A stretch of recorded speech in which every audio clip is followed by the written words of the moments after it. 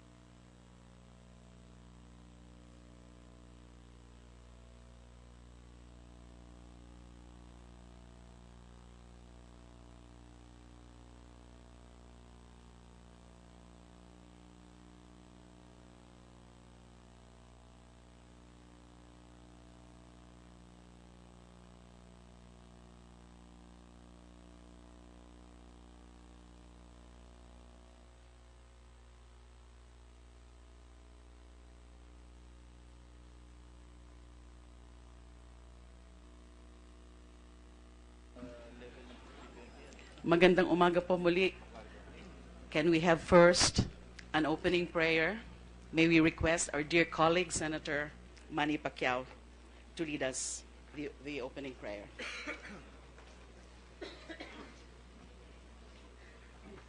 Iyuko po natin ang ating mga ulo. Panginoon, maraming salamat sa panibagong araw na ipinagkaloob ninyo sa amin. Salamat po sa biyaya ng buhay. Inaalay namin sa iyo ang araw na ito. Basbasan niyo po kami upang maging instrumento. Maging instrumento po kami ng inyong katotohanan at pagkakaisa sa aming kapwa. Gabayan niyo po kami sa aming mga paglalakbay sa buhay. Sa harap ng pagsubok at panganib, kayo ang aming lakas, kasangga at patnubay. Bigyan niyo po kami ng biyaya na sundin ang inyong kalooban at maghari nawa ang inyong kapayapaan at pagmamahal sa bawat isa. Maraming salamat po, Panginoon. Amen. Maraming salamat din. Thank you. Amen.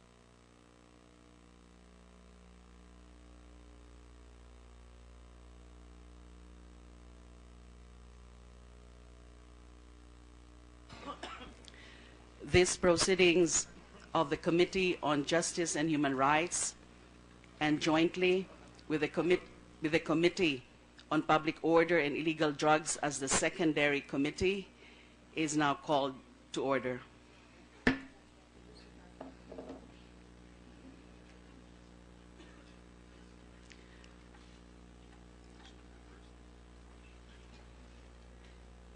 May I recognize Senator Pangilinan? Yes, thank you very much, Madam Chairperson.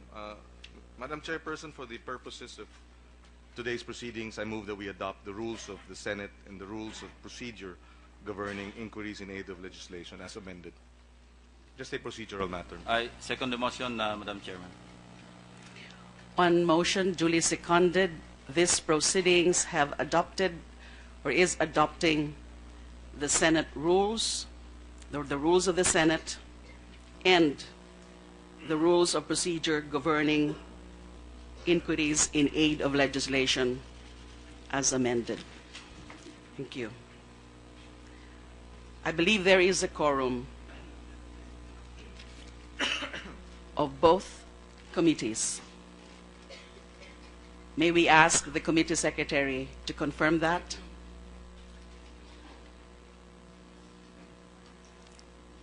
Yes, Madam, there's a quorum. With the indulgence of my colleagues, I wish to dispense the call of the roll call of each of the members of the committees and also the non-members of the Senate. Thank you.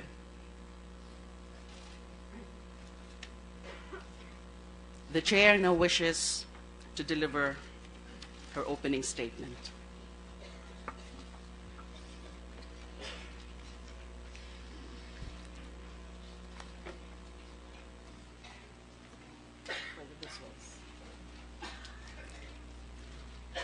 Can we have the visuals ready, please?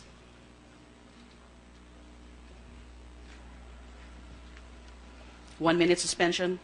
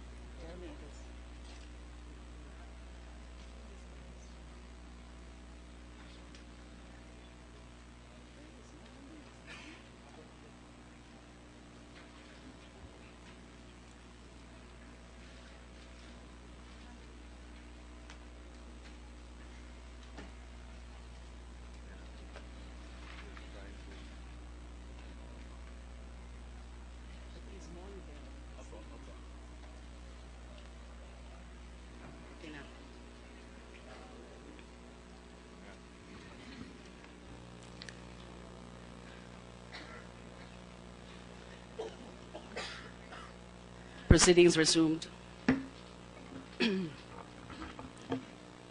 Magandang umaga po sa lahat. Sa aking mga kasamahan sa Senado, sa ating mga kagalang-galang na mga resource speakers from various government agencies, sa non-government organizations, sa academe, non-government organizations, sa inyo pong lahat, magandang umaga po. Noong 2 ng Agosto, sa akin pong privilege speech dito sa Senado, inilahad natin ang nakakaalarmang usapin ng laganap at karumal-dumal na mga patayan sa ating bayan. Hindi lang ito naging laman ng balita sa ating bansa. Sa buong mundo, pinag-uusapan din tayo. Tulad ng marami sa atin, nababahala ako sa kaliwat kanang patayan na inaalmusal natin kada umaga. Araw-araw na lang ang balitang may bagong napatay dahil nanlaban daw o nang agaw ng baril ang biktima. Marami na rin po ang pinaslang ng di kilalang mga salarin na kinabibilangan malamang ng mga vigilante. Binalot ng packaging tape at pinatungan ng cardboard na may mensaheng pusher o kaya hold upper, ako, huwag tularan. Nais po nating malaman ang katotohanan sa likod ng mga nasabing patayan at karahasan. Ano nga ba ang tunay na nangyari at bakit patuloy itong nangyayari? Hindi ko sinasabing ang lahat ng nagaganap na pagpatay sa operasyon ng mga pulis ay walang legal na batayan sa paggamit ng lethal force.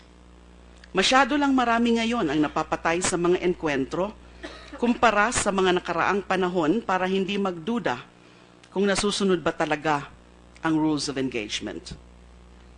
Doon naman po sa usapin ng vigilante killings o pagpatay ng mga di kilalang salarin, hindi rin natin sinasabi na may kinalaman ng gobyerno sa pagkalat ng mga death squad. May indikasyon na hindi lahat ng mga pagpaslang ay may kaugnayan sa kampanya laban sa droga ng gobyerno. Mayroong mga nakikisakay at nakikisabay lang sa lehitimong operasyon ng kapulisan para makatakas sa batas at para pagtakpan ang kanilang partisipasyon sa kalakalan ng droga. Kailangan po nating malaman kung ang sinasabing mga vigilante killings sa buong bansa ay magkakaugnay at bunsod ng isang organisadong pagkilos ng mga individual o grupo sa labas o loob man ng gobyerno. As I have said, my concern does not only revolve around the growing tally of killings reported by the Philippine National Police. What is particularly worrisome is that the campaign against drugs seems to be an excuse for some, may I just emphasize, some law enforcers and other elements like vigilantes to commit murder with impunity. Last August 18, Police Director General Ronald De La Rosa reported to the Senate Committee on Public Order and Illegal Drugs that there are 665 drug suspects killed in police operations from July 1 to August 15.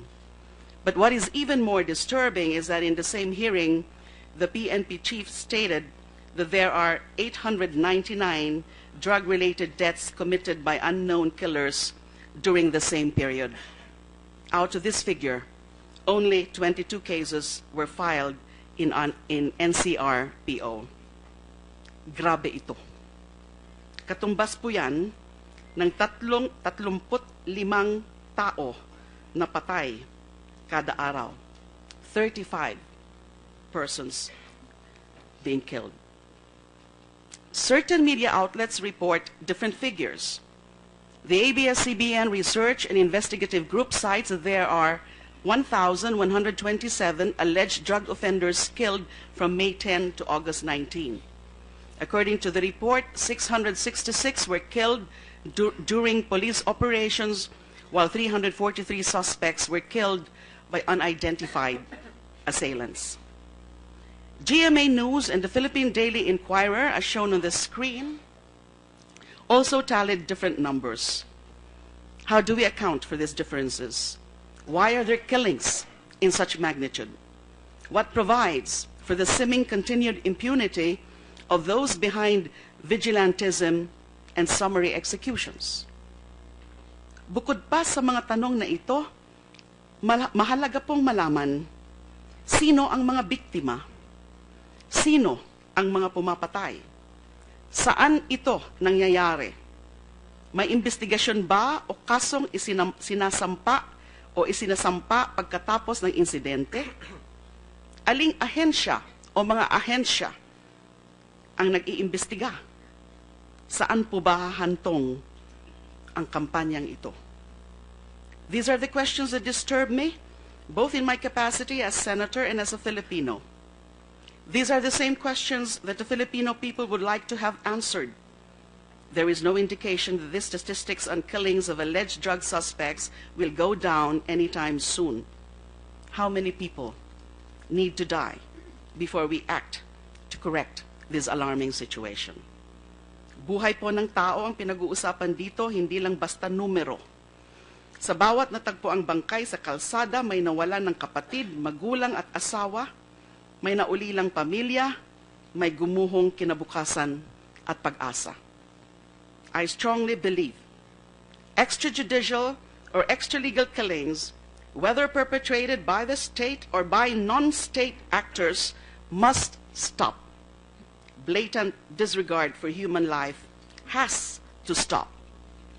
It is for these reasons that we hold the Senate inquiry in aid of legislation to address the rampant summary executions of alleged drug suspects.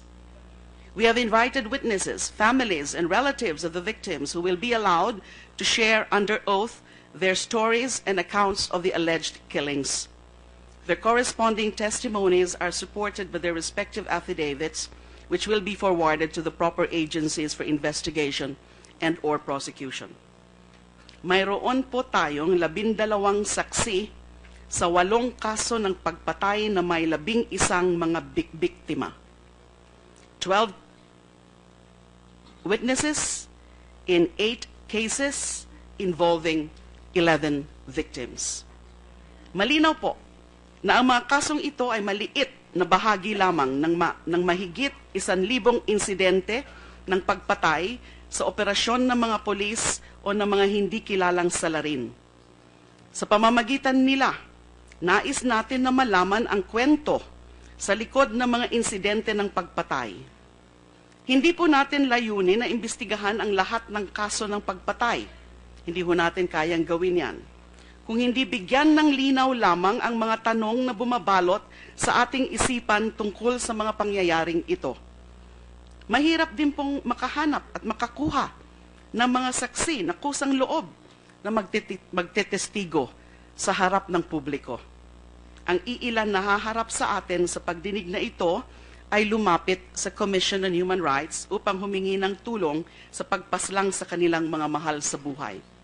Nagpapasalamat po tayo sa CHR sa pamumuno ni Chair Tito Gascon at nandito po sila bilang resource speakers.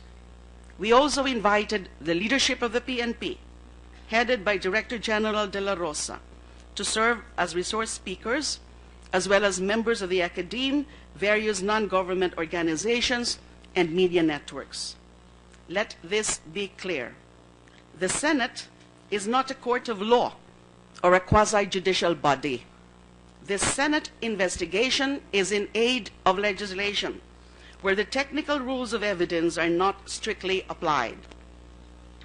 Our focus here is on the criminal acts to be addressed, not on the prosecution of the alleged perpetrators.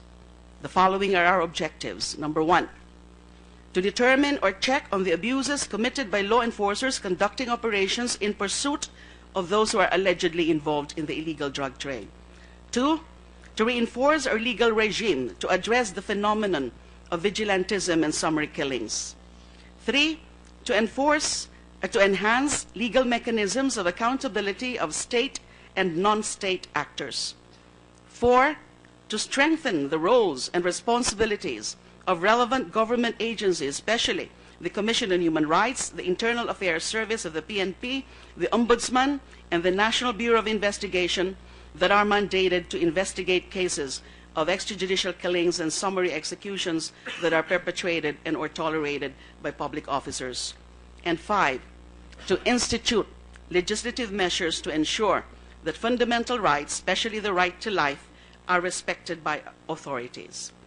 This 5-fold agenda of the proposed Senate Resolution number 9 can be subsumed under a general goal of improving our system of laws in connection with the prevention and investigation of extrajudicial killings and summary executions and those that relate to the mechanisms of accountability for those involved in these abhorrent activities. What accounts for the weakness in the legal system? What is the explanation for the reality versus law gap in the prevention and investigation of this type of killings? What provides for the seeming continued impunity of those behind vigilantism and summary executions?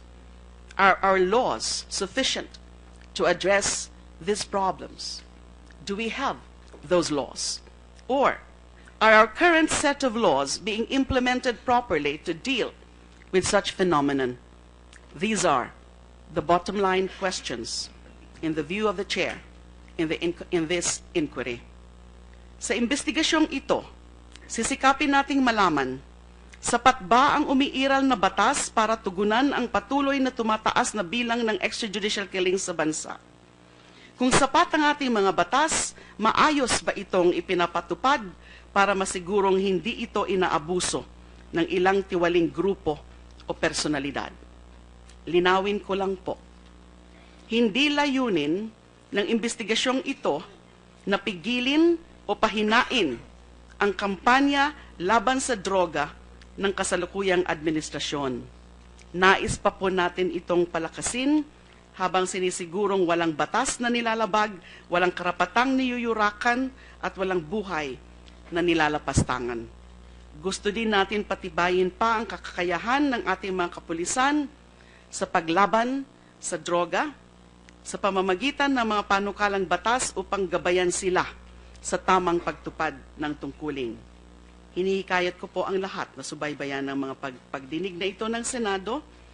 Samahan ninyo po kaming suriin, imbestigahan at tukuyin ang katotohanan tungo sa mas mapayapa, mas makatarungan at makataong lipunan. Maraming salamat po. At this point, with the permission of my colleagues, the chair now lays down the following House rules for this inquiry. Number 1, senators who wish to also give their opening statements are given a maximum of 5 minutes. They are also given 10 minutes each to propound questions to a resource person or witness, subject to a second round, if warranted, with a maximum of 5 minutes. Senators who wish to interpolate will be recognized. To interpolate or ask questions will be recognized based on the order of their arrival. We shall strictly enforce the time limit rule through an official timer. Our resource persons from various government agencies are also given the privilege to deliver a statement if they so desire. We ask them to limit such to 3 minutes. As to witnesses, I believe that what they are to testify on are also embodied in their respective affidavits. Copies of some of those witnesses have been distributed today. However, may we request the senators to treat these affidavits with utmost confidentiality as if they were given during an executive session. The proceedings today and tomorrow will be until 1:30 p.m. We will schedule additional hearings if needed. And finally, we ask everyone in this hall to either turn off or put in silent mode their mobile phones. Maraming salamat po. At this point,